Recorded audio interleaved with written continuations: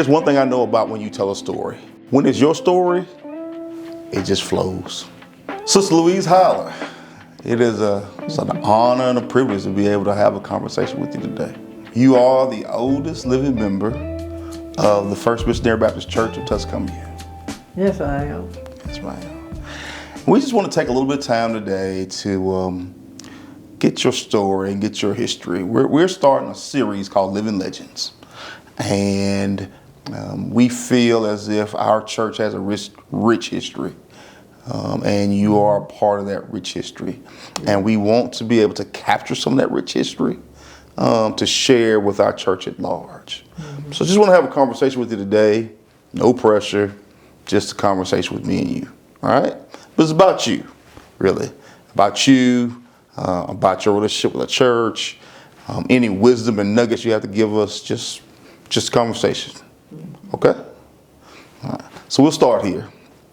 Mrs. Howard, tell us a little bit about yourself, your childhood, where you were born, that type of thing. Ooh-wee. I was born at Barton, Alabama, right by the railroad, under an oak tree. I have been able to visit that birthplace for years, and it's still standing there. But Barton, Alabama is just a little small community, about 10 miles west of Tuscumbia. Yes, ma'am. Born in the 1925. Born in 1925? Yeah. All right. Tell us about your family members. I am second of 7 siblings in my family. Okay. And there was 3 girls and 3 boys. Okay. All of them have passed on except me. I don't know why, but the Lord knows. The last one, the youngest one, passed away about 3 years ago. Okay. My 2 sisters, 2 of them passed on quite young. Yeah. We were all kind of needing what I'm trying to say is we was, our health was like we were diabetics. Okay. The whole family ran into that. Okay. That's where my younger sisters passed away. I had a nephew that was in California. She was a nurse, and she had gotten her doctorate degree. Was treating people in the hospital, and she came down with her kidney problem. And the doctor said they couldn't understand it because she was a very picky eater to keep her health going. And she passed on when she's 52. Found her sitting in a chair one morning, dressed to go to work. Yeah. She was waiting on a kidney, but she never did get one. And I have a nephew in Springfield, Massachusetts, and his sister was one of the ones that passed on real young, and he's a transplant now, and he has gone through so much. He had to stay out of his apartment, condo, for 3 years because he couldn't live alone. And you can't stay in one of those other places until many months. When the 3 months was up, he would have to leave that place, and then he'd go to they let him go to the hospital, to the emergency room. And they can't put you out of the emergency room unless you have somewhere to go. Yes, ma'am. They'll find him another place. Yes, ma'am. And suddenly, they got it all kind of straightened out. And they have given him anything you might would need. Okay. He got back in his condo. He had full-time help. That's outstanding. That's good. So happy about that. I talk to him 3 times a week. Yes, ma'am. Yeah, That's his name awesome. is Jerome Johnson. Jerome Johnson. All right. And the rest of them lived here and worked. And my oldest brother worked at TVA for years, started when he was in high school. He'd ride the bus to work the night shift, and he'd get off there and come to school down at Cherokee High School. Okay. And he finished high school like that. Okay. And Working at TVA. we worked till he retired. That's Not outstanding. too many years ago. Yeah. And I think you had on that question about the favorite. Yeah. Well, And he was the favorite. he was the favorite, huh? He was the favorite. Why you think that is? We call him Brother Bruh. Call him bruh. And I think he was doing that after my mother. I never, ever heard her raise her voice. She was so nice, and he was kind of like her. Yeah. Tell us about your childhood growing up. What was it like growing up in Barton? What did you experience and how I was? thought it was great at the time. Yes, ma'am. Yes, ma'am. Running, sitting under them trees and walking, going to visit family, and working in the cotton field. Ooh, Lord. My father was a disabled veteran too. He was in World War I. And so we really didn't own any land at that time. So he would just co-op with people that had land. And that's what we did. That's what he did. I had to pick that cotton. When I was, I think I was like about 9 years old, when he started me helping him keep up with the figures when the people would pick the cotton, bring it up to the scale. And I would sit there and he would help me. And I had to help him with adding up how many pounds they had picked for that day, so we could get paid. Yeah, I had to start early. Start early. I started cooking the same way. My grandmother got sick, and my mother had to go and live with her to take care of her for a while. And my daddy took me in the kitchen and said, "Come on, make this cornbread." I still like it. Yes, ma'am. But we lived over there on the river. But you know where the difference between Cane Creek and the river, where they had a plant over there now? Oh, yes, ma'am. That's where we lived. Yes, ma'am. There were homes over there that went straight around that curve. And we lived over there on the river. And I slipped off one day and went. Our house was like here, and the river was kind of behind it, away from it. And I decided I wanted to see, and there was some trees there. And I decided I wanted to know what was behind them trees. I slipped off, went down there. And when I got to the trees, I could see under there. Scared me to death. What was it? Because it seemed like the earth touched the sky. Touch the sky. Yeah. Seemed like one thing. It looked like, Yeah. oh, Yeah. Yes, ma'am. I turned around and got myself back, and I never did tell my mother nothing about it. Yes, I ma'am. slipped off. But that's one thing I never forgot. It still bothers me. I don't want to see no waterfall or nothing between. And you know, in the afternoon, when the sun goes down, you see the same thing. But I don't have a problem looking at the sun sign going down. Yes, ma'am. And we moved over from over there. My daddy, no, me first. I dropped a big quart can of sand with wet, where we were playing playhouse. I dropped on that toe, busted wide open, and it got infected.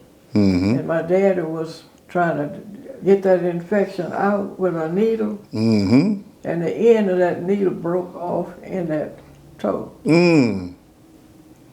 And he went to the Carver County Hospital, and they put 7 tubes in his head. Board put 7 tubes in his head, and that's why my grandmother was over there.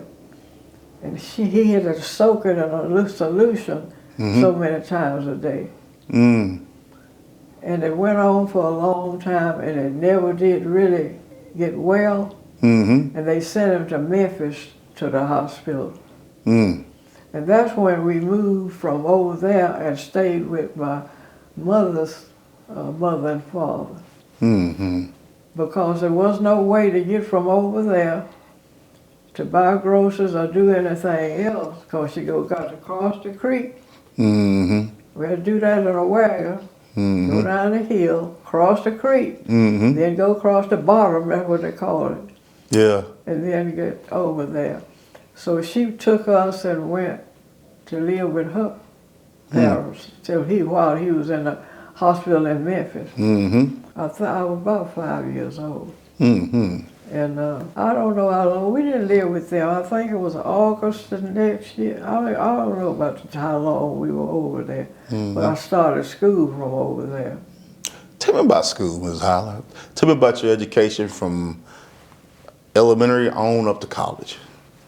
Elementary. Well, where I was when I was living with my mother's parents, that's when I started school. They had a primer, pre-primer. First it was supposed to be a pre-primer, then a primer, and then you'd have the first grade. My mother had just about taught us when my brother would stand on this side, and I'm standing on this side, and she was teaching him to read, and everything he read, I read. So when I went to school, I didn't have to do the primer and pre-primer. You already knew. They put me first in the first grade. Okay. And I had some trouble with some parents about that, and some students. And they didn't like that, they didn't like you.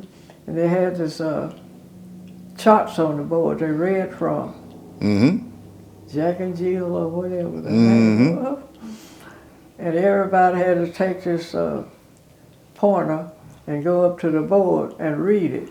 And I was going to the board and read it, but some of the kids told me, if you don't miss a word today, we'll beat you up. So bullying been going on for a long time. And Yes, I would ma'am. go up to that board and I'd be trying to decide which word I was gonna miss. Yes, ma'am. I never could get one missed. So I'd be down to the last row and I hadn't done it. And down there where they had told me they were gonna beat me up if I didn't miss one. Yes, ma'am. All of that. But then we were in school where there were 3 rooms. Roosevelt's, was it Roosevelt schools? Yeah. We were in one of them. It had a small room they used for the 7th and 8th grade. And then they had 2 big rooms for the 6th, 7th, and 8th, 4th, 5th, and 6th. And then the 7th and 8th. And we would go outside about 20, like they do here, a few minutes. And we went out there, I looked up, and I saw this white smoke coming out of the roof. I went back inside and I told the teacher, and she came out there. The house was on fire, burnt all the way down. Wow. Schoolhouse? Yeah, down at Barton. Hmm. The Rosenwald School. Yes, ma'am. They finally built one Cherokee, and that school was very young. Mm-hmm. I think it was maybe about 3 or 4 years old Mm-hmm. when they did not have any high school Mm-hmm. in Carver County for black kids. Mm-hmm. And the ones that came and graduated, they had come to Cherokee and was boarding with somebody.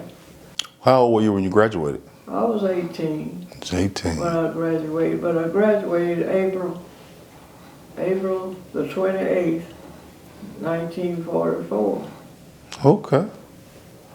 Okay. That's kind of an odd time Yes, for ma'am. graduation. Was that just tradition for that Was school? out. It was over. We finished our time. Oh, okay. So y'all finished at the end of April.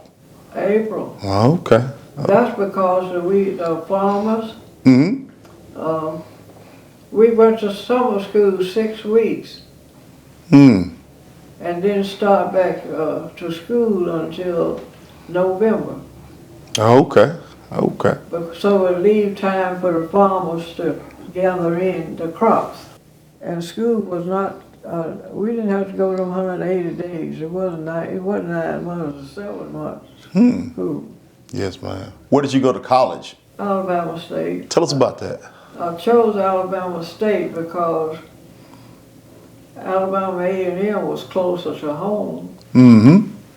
and most of the students, that's where they were going. Mm-hmm. There was no transportation. People called the school up on the hill. Mm-hmm.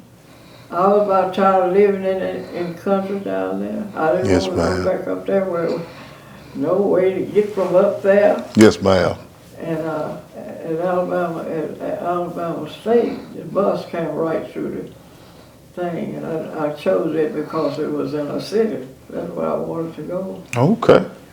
And I wrote on a notebook sheet of paper in pencil down there, and that's the way I applied for application.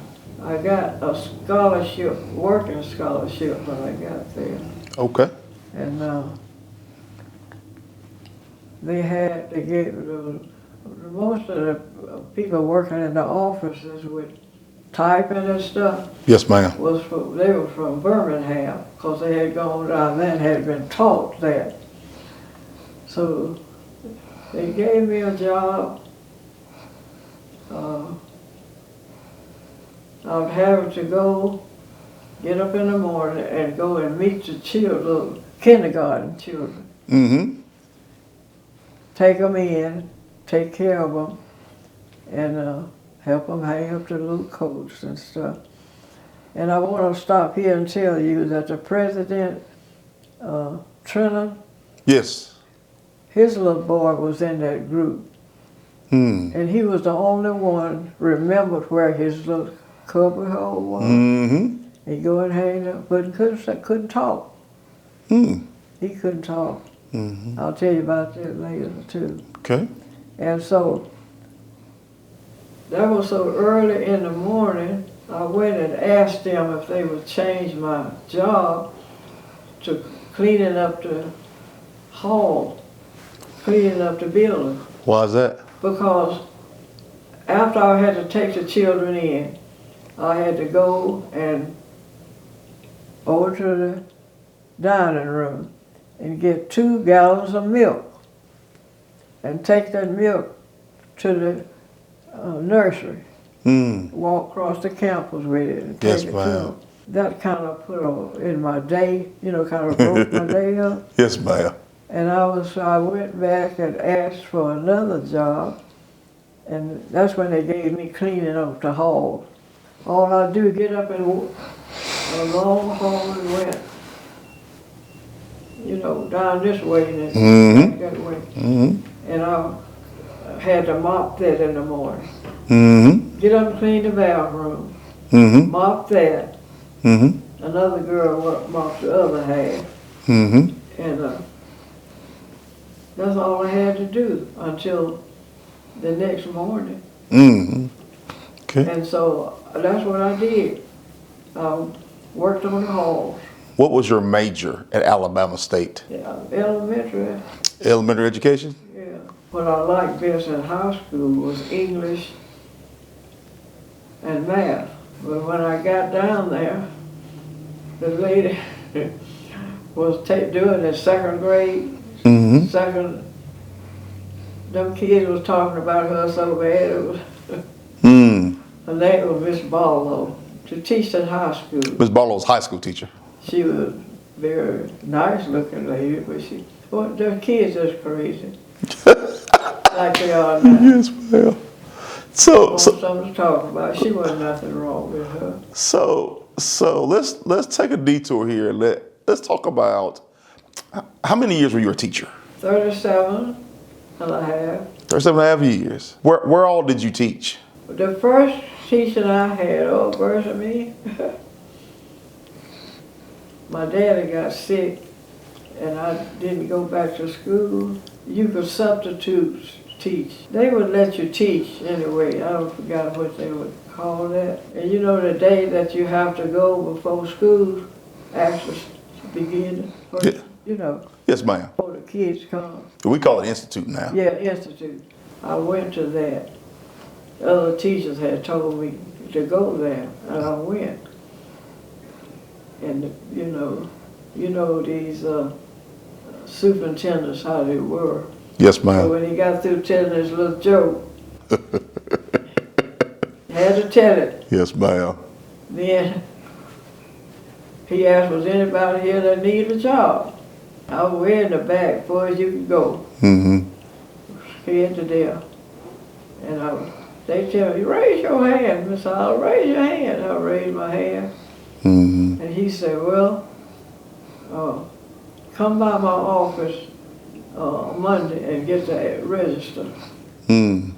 That's all the requirement for me to get my first job. Just like that. Yeah. I went by there, he said, you better go look at the building, you might not want it.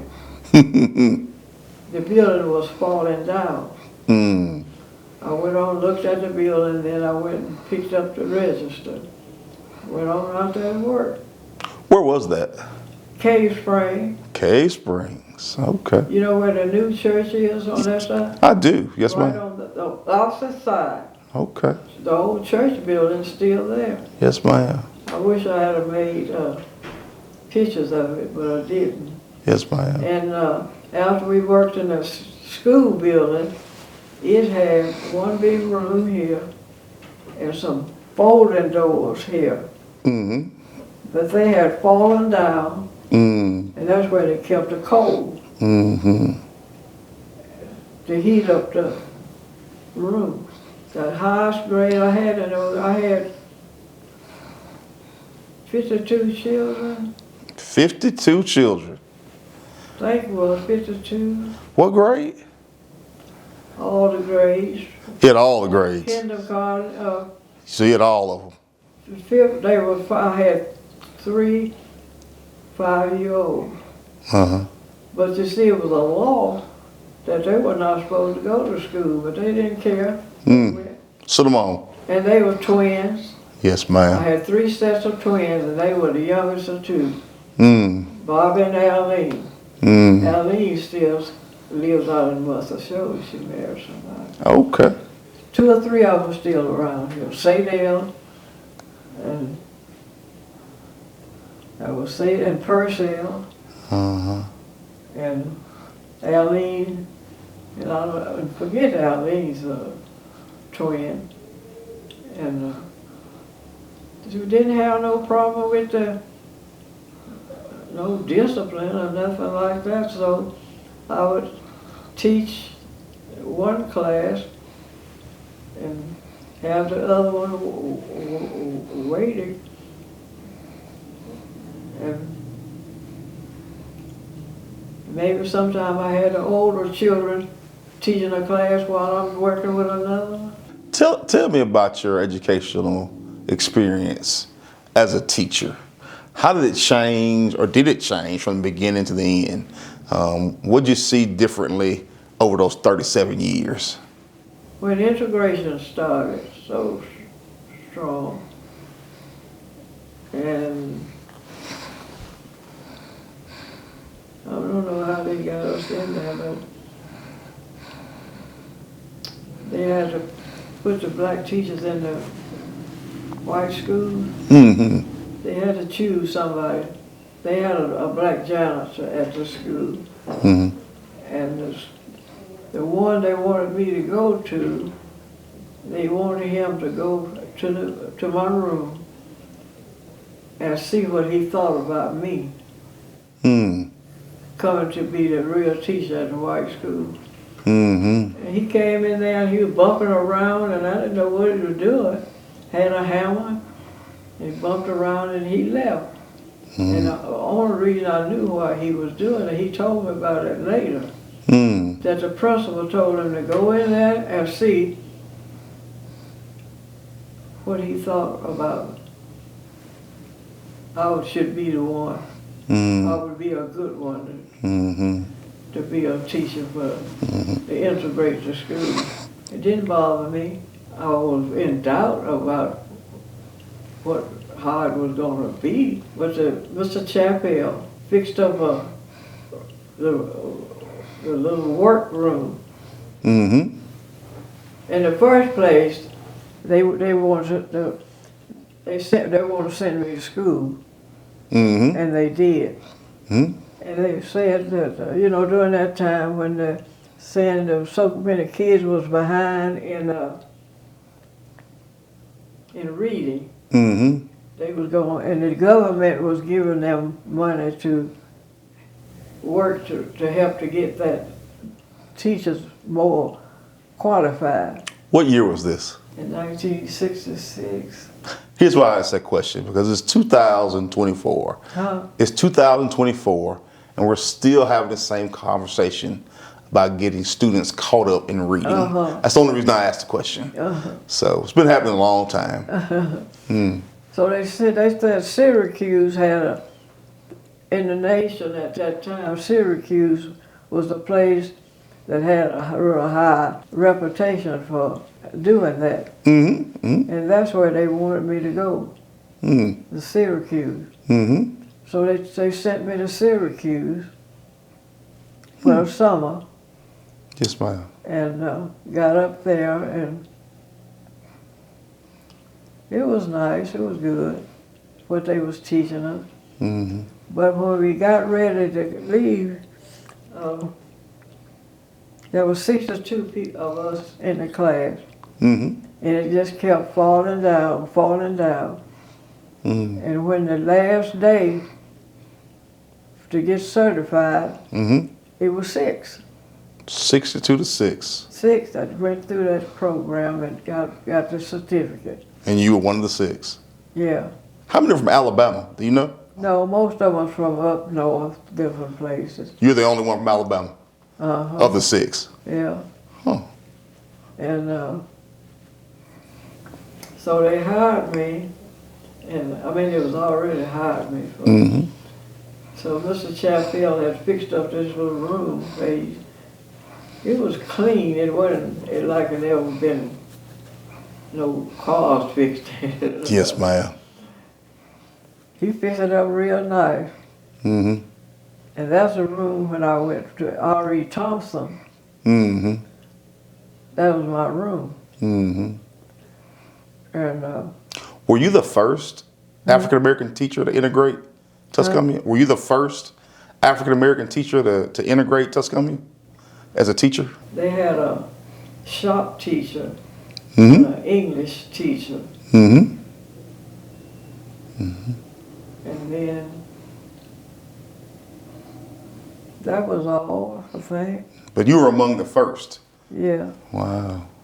How was that experience? Huh? How was that experience different from your other years of teaching in an all-black school? How was that? Was This is it? my first teaching I was in. You know, when I went to after elementary school, I was talking about, you know, we had to Trenton High School. Yes, ma'am. Went there for I went there for 8 years before. Then they was working on how they was gonna get us. Integrated. Yeah. So they built Southside School. Because they said if we build that school first, then we won't have no complaints, but and they made a lot of mistakes when they built that school first. Didn't have no doors to the outside.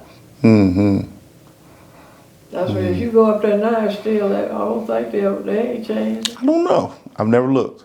Oh. And I had a 6th grade. I taught the 6th grade down there. I had 18 girls, boys, and 18 and 22 girls. My first class at Southside.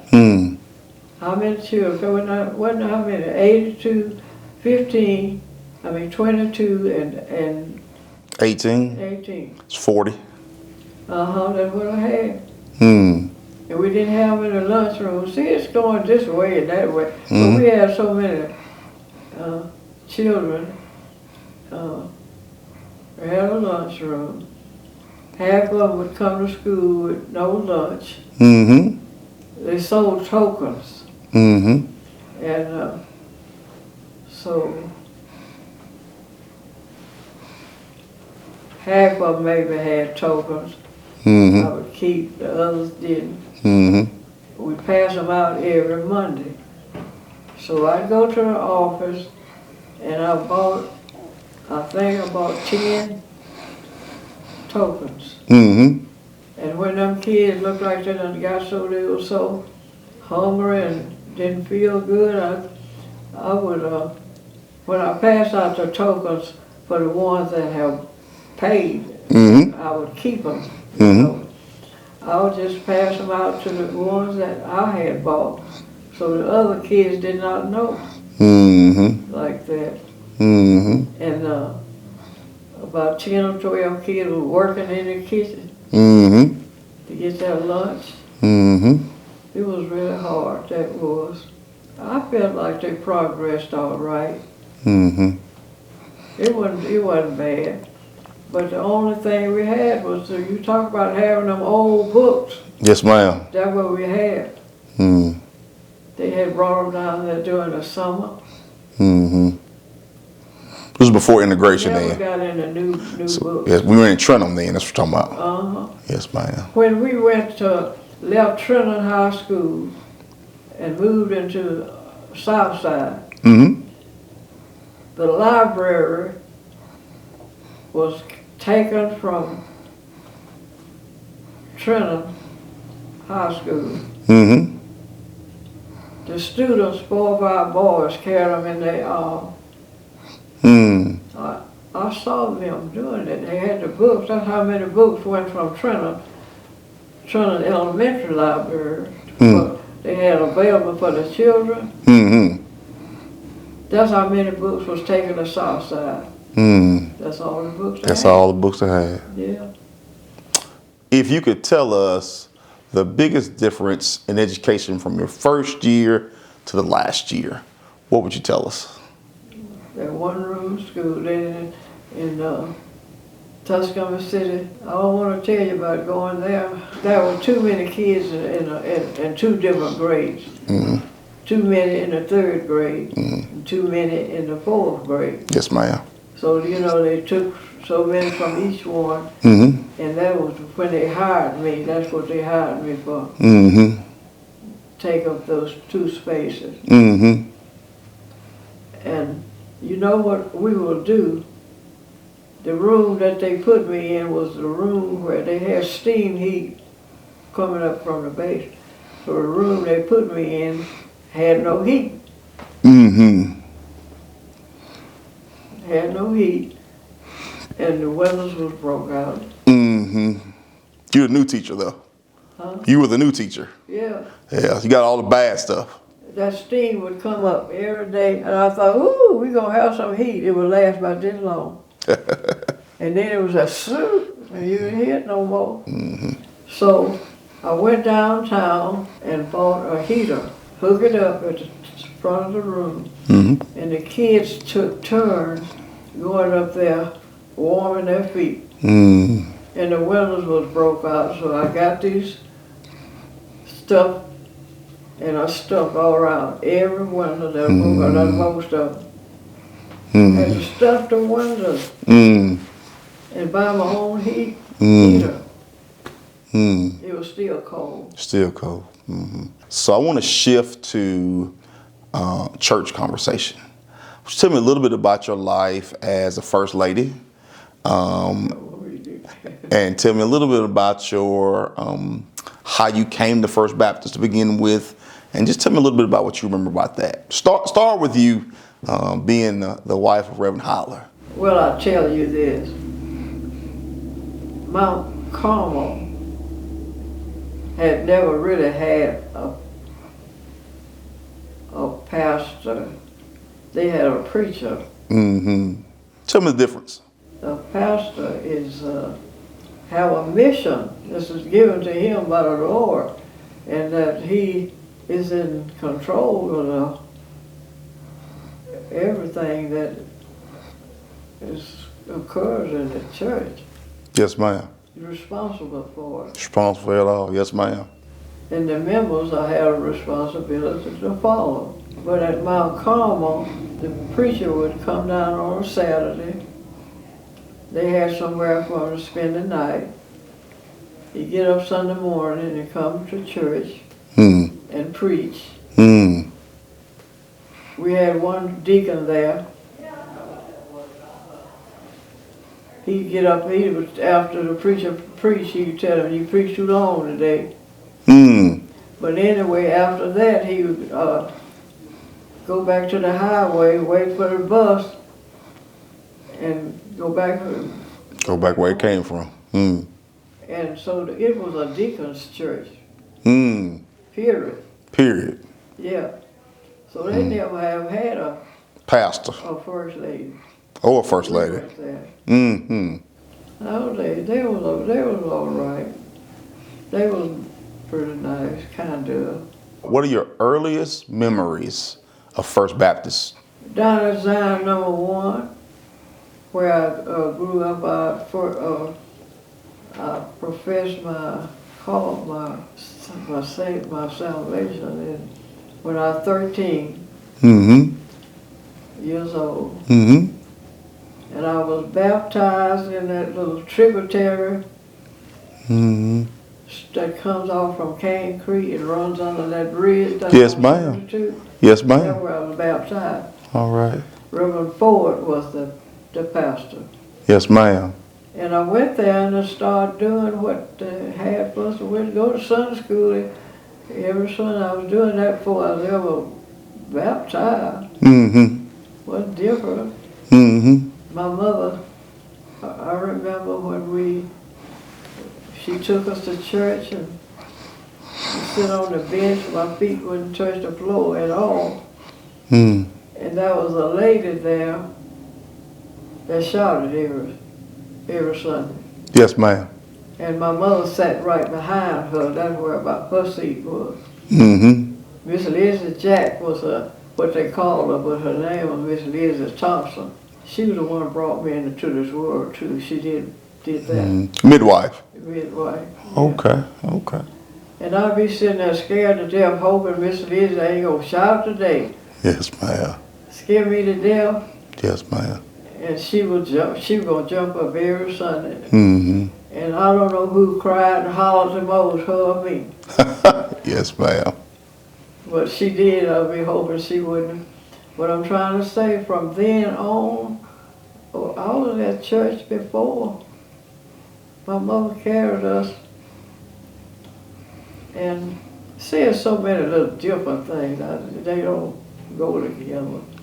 But my mother's mother, well, I'll tell you about this next. My mother's father was the chairman of the deacon board for 40 years. Giles Watkins. At what church? That's done at Zion. At Zion? Okay. When he finished up his 40 years and retired, his son, Andrew Watkins, he took over as chairman of the board, First Baptist Church. I went there when I finished school, graduated from Alabama State, and came home, and my husband and all his family belonged to First Baptist. And his father had been over a deacon. And he had been a deacon. No, he hadn't been. He did that later. Yes, ma'am. But what I'm trying to get to, I joined it after I finished going to college and all that. I moved and lived with my husband's family for a while. And then I went and joined the First Baptist. Gotcha. I was too bouncing around trying to graduate and all of that. And under Reverend Wilson. And I joined the choir. If you could tell us over the years of being at Zion, number one, at being at Mount Carmel, at being at First Baptist, probably what advice would you give Christians, even young Christians today, about the impact of church and following Christ? Well, I had, the little book little magazine we put out at the church. Yes, ma'am. They had asked me to write something for that. And they put it like this: what would you tell your children? And I put it in there. I told them, number one, what I'd like for them to do is stay with the Lord. Stay with the Lord. And I told them two things about that. Don't ever deny your church, because they got all these little places out on the side of the road. Stay with one of the, I don't know what I told them, basic churches, I guess. And that's what I tell them: stay with the Lord. For these young folks now, not to be led off and led away from the first person to come by with something new. And follow your parents if they are, if they, that's what they do. So many of them, if something come up that's kind of fancy, they leave the basic following of the Bible. Yes, ma'am. Yeah. Yes, ma'am. Last question. So you had how many children? One? What was her name? Ebony Sister. That's what the name. And then you have two grandchildren, right? Got 5. At 5. Who are your grandchildren? Oh, John has 3. He had her name is the oldest one is 5. Her name is London. Grace. Yes. And the second one is Milan. I forgot her middle name. That's so okay. We don't use it much. That's okay. Then he got a little boy. His name is Rome. And let me see. And then Christopher. His name is Rome Christopher. And then Ebony has 2 children. She got 2 girls. That name is Evelyn and Cherry. And John's that's all of them. Okay. Here's what I'll say to you. Your grandchildren and your children mean a great deal to you. I would like for you to take this opportunity to tell those 2 children, grandchildren, and everybody else's children and grandchildren. If you had one piece of wisdom to leave with us, if you had one piece of wisdom to leave with us, one piece of advice, what would you tell this generation? That was the same thing like I was talking about, staying with the church. Stay with the church and stay with the Lord. What advice would you give the church? Support God's calling. Amen. The ministers that come Yes, ma'am. bring you the message. Yes, ma'am. Listen to it and follow it. Amen. Yes, sir. When it's your story, it just flows.